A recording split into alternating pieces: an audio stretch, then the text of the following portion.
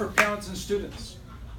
We now offer over 1,000 choice programs, from magnet programs in robotics and engineering, the fine arts and performing arts, iPrep, Master Academy now in the North End on Biscayne Bay campus, Master Academy in Hialeah, Master Academy still on Key Biscayne, Master Academy in Homestead. All of those schools in the U.S. News and World Report list the best schools in America. We now account for, literally, account for 40% of the top 20 schools in the state of Florida, even though our student body represents 13% of the state population. That is stunning. It is stunning.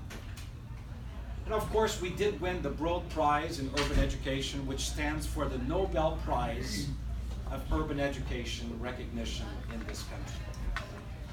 The reason why I tell you this is that when you juxtapose these phenomenal accomplishments delivered by teachers and leaders throughout our school system, when you juxtapose these accomplishments with the level of funding that Miami-Dade County receives, you would be shocked.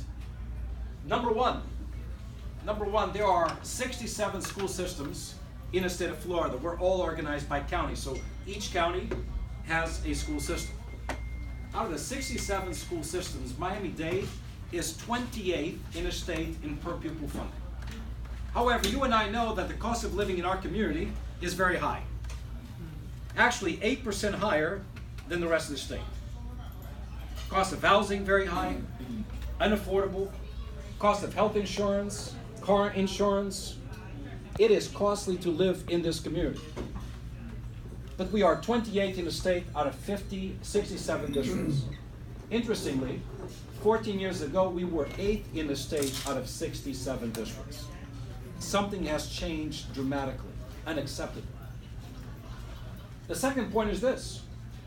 Despite the fact that we are 28th in per pupil funding annually, in fact, last year we got a 50-cent increase per child in Miami-Dade. Enough to buy each kid a gumball. That was the level of increase. Despite that, through the work of this board, we pay our teachers on average 5th in the state. But who really cares? Because here's the challenge. Here's the challenge. In New York, in Massachusetts, in California, for example, they're paying their teachers 30, 40, 50% more than we are in the state of Florida. In fact, the average salary in the state of Florida for teachers is 45th out of 50 states currently. So our ability to recruit, to incentivize, to retain our teachers compared to other places in America is severely restricted because of our buying power. And it all starts with the level of funding from Tallahassee. You make matters worse by considering the fact that Palm Beach, in our market, South Florida, Palm Beach has a referendum on the ballot.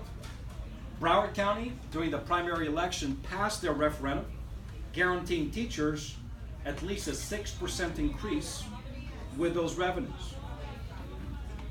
That's why, for us, it stood as a moral imperative for us to do two things. Number one, put this referendum on a ballot to dignify and honor the results our teachers accomplished. Secondly, to address the economic harsh realities our teachers face.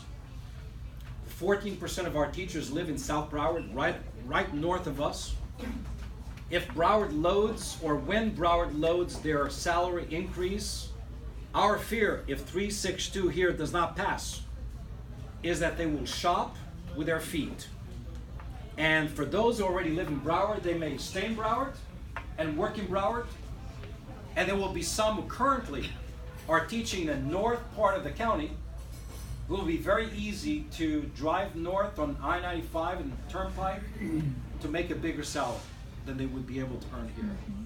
However, if 362 passes, our teachers in Miami-Dade will go from below national average salary to above national average salary, being able to not only outcompete Broward and Palm Beach, but also outcompete Chicago, New York, LA, wherever bright kids are finishing college right now, we'll be able to recruit them to Miami.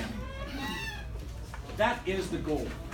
That is the goal, for us to remain competitive. You may ask, so how much will this cost at the end of the day?